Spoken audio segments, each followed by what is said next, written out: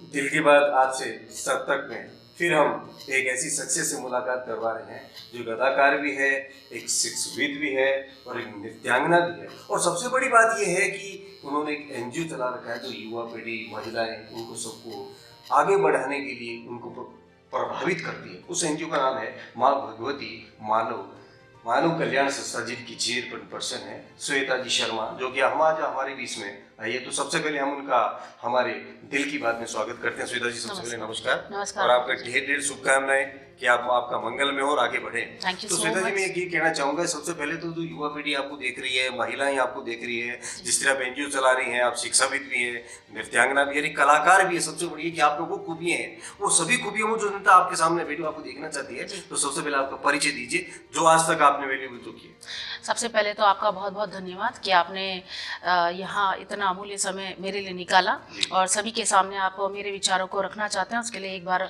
फिर से thank you so much.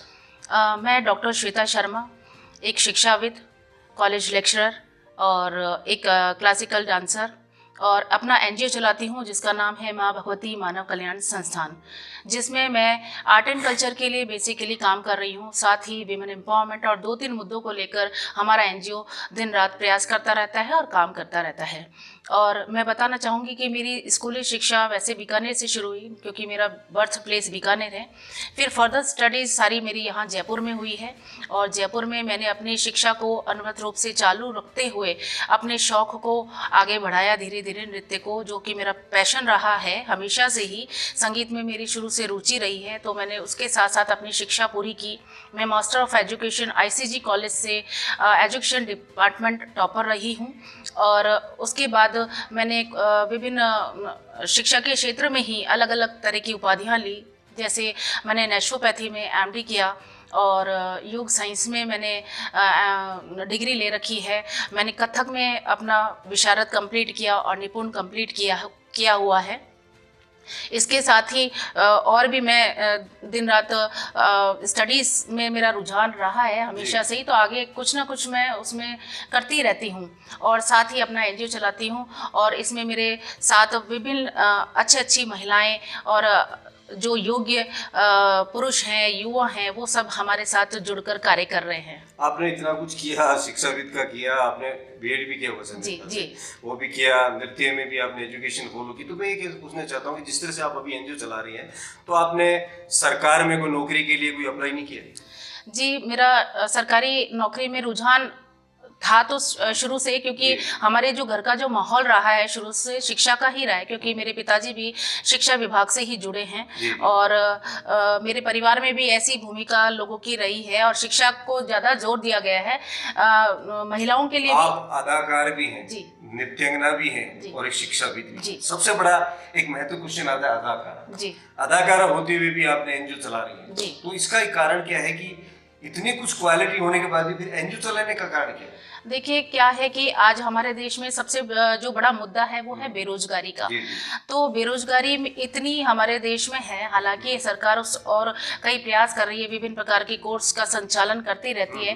तो मैंने भी सोचा कि क्यों ना हम एनजीओ के मार्फत से लोगों में ज़्यादा कुछ नहीं तो लोगों में हम जागरूकता फैलाने का कार्य कर सकते हैं। महिलाओं को आगे बढ़ाने के लिए हम उस पर अच्छे कार्य कर सकते हैं। जो महिलाएं जो हमेशा हिंसा, उत्पीड़न और इन चीज़ों से जूझती रहती है और एकदम डिमोटिवेट होती रहती है अपने पारिवारिक किसी कारणों की वजह से, तो हम उनको जागरूक करके उनको आगे बढ़ाने का एनजीओस के माध्यम से ऐसे नित नए कार्य कर सकते हैं, ऐसा मैं मानती हूँ। ऐसा करते हैं क्या आपके जीवन में ऐसी कोई रोचक घटना है कि जिसको आप भुलाई नहीं भूलती? जी बिल्कुल, होती रहती है कुछ ना कुछ। होती रहती है में तो काफी होती है, कुछ ऐसी घटनाएं होती है जो हम कभी जिंदगी में भूल नहीं पाते। जी, ऐसी कुछ है मेरे साथ में ऐसा कि जब मैं कॉलेज में पढ़ा करती थी तो मोस्टली मेरे पास पैसे नहीं हुआ करते थे। तो आदत होती है सभी की और सभी देश में कुछ आप भी करते होंगे ऐसा कि हमारे साथ हमारा कोई काम नहीं बनता है तो हम भगवान के लिए कह देते हैं, भगवान 11 रुपए का प्रसाद चढ़ाऊंगी।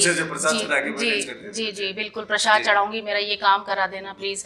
तो मैं भी ऐसा ही कुछ करती थी। हमारे कॉलेज की लड़कियों को पैदल ले जाया करती थी, बस में सफ़र करने की बजाय मैं उनको कहती थी अपन पैदल चलेंगे और इस तरह से हमारे कुछ पैसे बचते थे।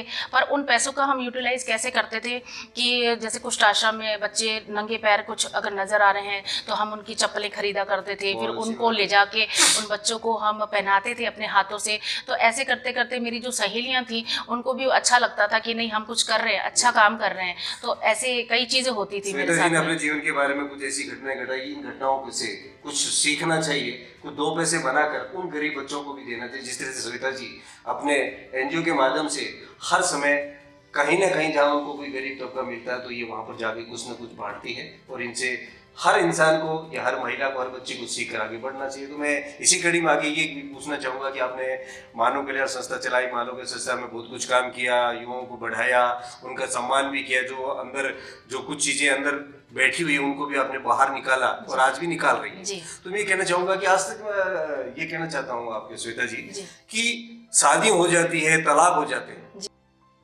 तो इसका आज कारण क्या है कि अच्छी परिवार है, सब कुछ होते हैं, पढ़े लिखे होने के बावजूद भी तलाक हो जाते हैं। तो जब तलाक होने के बाद में जो महिला है अपना अपना जीवन जो है वो सिक्योर कैसे करती है? जी बिल्कुल, आपने बहुत अच्छा प्रश्न किया कि जो तलाक हो रहे हैं उसके पीछे कई कारण हो सकते हैं। एक तो लोगों की मानसिकता, दूसरा जो हमारे पारिवारिक जो विघटन हो रहे हैं, परिवार छोटे होते जा रहे हैं। पहले पुराने जमाने में ये हुआ करता था कि बड़े बड़े परिवार हुआ करते थे, लड़कियां एजुकेशन में आगे बढ़ रही है वो अच्छी बात है, लेकिन कई बार क्या होता है, कुछ महिलाएं, मैं सभी की बात नहीं कहना चाहती कि सभी महिलाएं एक जैसी होती, क्योंकि सभी को एक ही लाठी से हाँकना उचित नहीं लगता मुझे। तो कुछ महिलाएं ऐसी होती है जो बहुत महत्वाकांक्षी होती हैं, महत्वाकांक्षाओं के चलते वो परिवार में एक सामंजस्य तालमेल नहीं बिठा पाती हैं। तो वो तालमेल नहीं बैठने की वजह से उनके तलाक और ज़्यादा होते हैं। तीसरा कारण मैं ये बताना चाहूँगी कि घर में अगर कोई परिवार में कोई अगर बच्चों को समझाने वाला, उनको सिखाने वाला नहीं होता, प्रॉपर गाइडेंस उनको नहीं मिल पाती है, तो ये भी एक बहुत बड़ा कारण है। अगर कुछ महिलाएं अपने ससुराल में अगर किसी प्रकार का कोई सामंजस्य नहीं बिठा पाती हैं, तो अधिकतर कुछ परिवारों के जो गृहिणी होते हैं वो अपनी बच्चियों को बजाय ये शिक्षा देने की कि आप अपने घर को मैनेज किस तरह से कर सकती हैं, बाहर को मैनेज कैसे कर सकती हैं, अपने बच्चों को कैसे मैनेज कर सकती हैं, वो उनको एक कहते हैं ना कि उनको एक शय मिल जाती है कि उनको पॉजिटिव राह ना दिखा के उनको कुछ ऐसी चीजें बता देती है जिनका वो सदुपयोग ना करते हुए वो गलत रास्ते पे चली जाती है। इसके ऊपर मैं एक बात पूछना चाहता हूँ कि पहले छोटी उम्र में शादी कर दी जाती है, ठीक है ना, उसका दुष्प्रभाव भी था, प्रभाव दोनों पड़ते थे, लेकिन आजकल ये देखा गया है कि लड़की बड़ी हो जाती है, लड़का भी बड़ा हो जाता है, बड़ी उम्र में शादी करते हैं जी। तो इसका रिएक्शन और दुष्प्रभाव दोनों क्या है? बिल्कुल, मैं तो ऐसा मानती हूँ कि इसके दुष्प्रभाव ही हैं, क्योंकि हर चीज़ की एक उम्र होती है और शादी का भी एक समय होता है। हालांकि मेरी शादी भी थोड़ी लेट ही हुई थी, क्योंकि एजुकेशन का माहौल रहता है। कई बार ऐसा होता है कि शादी के लिए हम अगर वर ढूंढते हैं या वर के लिए कन्या ढूंढी जाती है तो मैच नहीं बैठता, क्योंकि सब आजकल एजुकेशन को प्रेफर करते हैं, सारा कुछ सही चलता है, ठीक है, लड़का लड़की भी बैठ जाते हैं, दोनों प्रिपेयर हो जाते हैं, एक दूसरे बात हो जाती है कि हमारी शादी को, तो उसके बाद भी इसके क्यों होते हैं? उसके बाद वही आपसे उनका कंट्रोवर्सी रहती है, उनके जो आपसे तालमेल है, उनका कोऑर्डिनेशन है वो नहीं बैठ पाता, उनके विचार नहीं मिलते, एक जना पूर्व चलता है तो दूसरा पश्चिम चलता है, ये ज्यादा महत्वाकांक्षाओं का होना, या परिवार में लड़कों को ये समस्या रहती है लड़कियों से ज्यादा कि हमारे परिवार के साथ तालमेल नहीं बिठा पा रही है लड़की। तो मैं ये कहना चाहती हूँ कि ये सबसे जो कोऑर्डिनेशन है ये दोनों ही को, चाहे वर हो चाहे कन्या हो, उन दोनों को ही आपस में सबसे पहले तो वो दोनों ही मिलकर इस चीज़ को सुलझाकर अपने परिवार को आगे बढ़ा सकते हैं। और उसके बाद जो पारिवारिक जो लोग हैं, क्योंकि घर की बात जो होती है बाहर चली जाती है, बाहर जाने के बाद तो आप समझते हैं कि वो टूटने का और विघटन का कारण बनती है। पहले जमाने में शादी कर दी जाती थी, बुजुर्ग गांव जाते थे, अच्छा लड़का लगा तो करते, तो पहले तो इतना झगड़े नहीं होते थे, आजकल झगड़े के होते हैं जी बिल्कुल। और पहले जो क्वालिटी बनती थी, आज बड़ों का सम्मान करते थे, वही औरतें घूंघट निकालती थी, बड़ा था तो सम्मान करती थी। आज लोग कहते हैं कि पढ़ने के बाद में उसकी क्वालिटी डबल बन जाती है, बिल्कुल। लेकिन वो क्वालिटी डाउन अप क्यों हो रही है? हाँ, मैं वही बताना चाह रही हूँ कि एक तो हमारी पाश्चात्य कला संस्कृति की ओर जो युवा आगे बढ़ते जा रहे हैं, उनको अंधा अनुकरण उसका कर रहे हैं, उसका भी एक दुष्प्रभाव देखने को मिलता है कि है ना, माता पिता एक पारिवारिक जो छोटे हो जाना, परिवारों का छोटा होना, जो संयुक्त परिवार में जैसे पहले रहा करते थे, कंट्रोल पावर रही नहीं, पेरेंट्स हैं दोनों एजुकेटेड हैं, दोनों जॉब में हैं, दोनों जॉब करते हैं और एक एकल परिवार में रहते हैं, तो बच्चों की तरफ ध्यान उनका नहीं जा पाता है। कुछ ये भी कारण मैं मानती हूँ कि माता पिता अगर अगर बच्चों की ओर अगर ढंग से ध्यान दे तो जो हमारी जो कला है, संस्कृति है, हमारा जो धर्म है, उनकी ओर बच्चों को अग्रसर किया जा सकता है, जो कि वो नहीं हो रहा। पहले ये हुआ करता था कि बड़े बड़े परिवार होते थे, दादा दादी, नाना नानी, सभी का हस्तक्षेप रहता था और कोई उस चीज़ को मतलब इतना बुरा भी नहीं मानता था। आज अगर हम बच्चों को, किसी पड़ोस के बच्चे को भी अगर कुछ कह देते हैं तो माता पिता को बुरा लग जाता है। तो वो चीज़ मैं पहले माता पिता की मानूंगी कि घर की जो एक नींव जो रखी जाती है, एक माँ एक बहुत बड़ा शब्द होता है। माँ को भगवान का दर्जा दिया जाता है।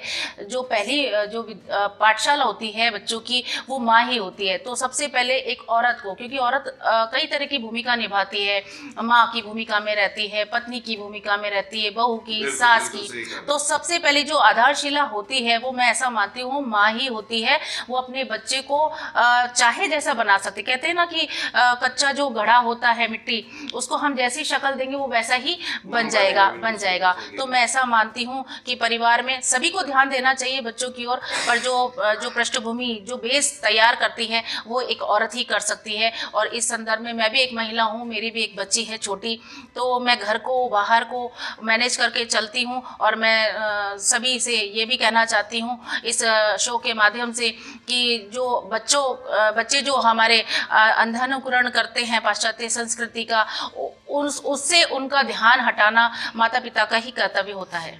बहुत धन्यवाद आपको श्वेता जी कि आपने अपनी इतनी बड़ी बात आने वाली युवा पीढ़ी को बताई। और हम चाहते हैं कि इसी तरह आप आगे बढ़ते रहें। और दिल की बात आप सबको कैसी लगी, श्वेता जी का जो स्मरण है कैसा लगा, बिल्कुल हमें कमेंट्स में भी जरूर बताएं। और फिर हम दूसरे पार्ट में मिलते हैं श्वेता जी से। नमस्कार।